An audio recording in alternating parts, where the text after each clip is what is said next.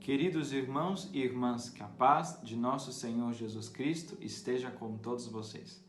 Hoje, segunda-feira, dia 6 de julho, 14ª semana do Tempo Comum, meditaremos o Evangelho do dia, o Evangelho de São Mateus, capítulo 9, dos versículos de 18 a 26. Enquanto Jesus estava falando, um chefe aproximou-se, inclinou-se profundamente diante dele e disse: Minha filha acaba de morrer, mas vem, impõe tua mão sobre ela e ela viverá. Jesus levantou-se e o seguiu, junto com os seus discípulos. Nisso, uma mulher que sofria de hemorragia há 12 anos veio por trás dele e tocou a barra do seu manto. Ela pensava consigo: se eu conseguir ao menos tocar o manto dele, ficarei curada. Jesus voltou-se e, ao vê-la, disse: Coragem, filha, a tua fé te salvou. E a mulher ficou curada a partir daquele instante. Chegando à casa do chefe, Jesus viu os tocadores de flautas e a multidão alvoroçada, e disse: Retirai-vos, porque a menina não morreu, mas está dormindo. E começaram a caçoar dele. Quando a multidão foi afastada, Jesus entrou, tomou a menina pela mão e ela se levantou. Essa notícia espalhou-se por toda a região. Caríssimos irmãos, o Evangelho de hoje nos leva a refletir sobre 2 milagres que Jesus realiza em favor de 2 mulheres.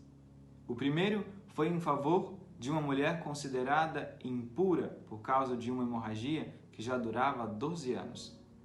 E o outro em favor de uma menina que tinha acabado de morrer.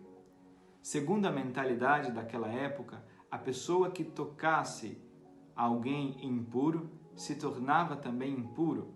Aquele que tocasse o sangue ou que tocasse um cadáver se tornava impuro. Ou seja, o sangue e a morte são fatores de exclusão. As 2 mulheres do Evangelho revelam a realidade de muitas pessoas daquela época, mas não só, também da nossa época.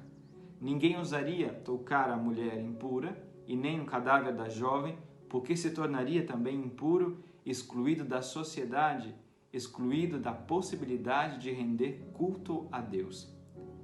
Se as pessoas por algum motivo tivessem se tornado impuras e quisessem voltar a relacionar-se com Deus, precisariam passar por rituais de purificação, assim como indicados na lei. Jesus, mais que uma quebra de barreiras, mostra que o amor está acima da lei, que a vida está acima da morte.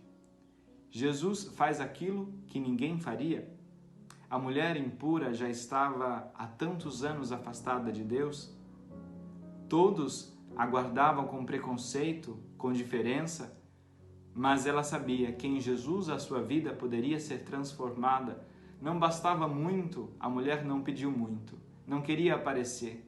Ela apenas tocou a barra do manto de Jesus. Mas Jesus fez muito mais por ela. Jesus a olhou, Jesus a amou, a curou. A cura da mulher significa muito mais que o restabelecimento da sua saúde. Significa que ela não precisaria mais fazer os rituais de purificação para encontrar Deus, para se aproximar de Deus. Era aquele olhar, eram os olhos de Jesus, era aquele a quem ela tinha tocado que daria a verdadeira salvação.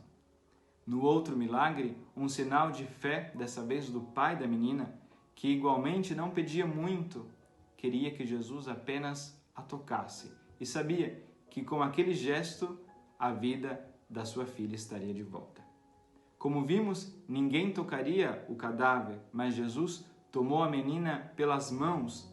Ao tocá-la, Jesus devolveu a vida. Ele fez o que ninguém faria, aproximou-se da mulher com hemorragia e tocou o cadáver da jovem. O gesto de Jesus devolveu a vida a essas 2 pessoas que estavam em situação de morte. Hoje, quais são as categorias de pessoas que se sentem excluídas da comunidade cristã?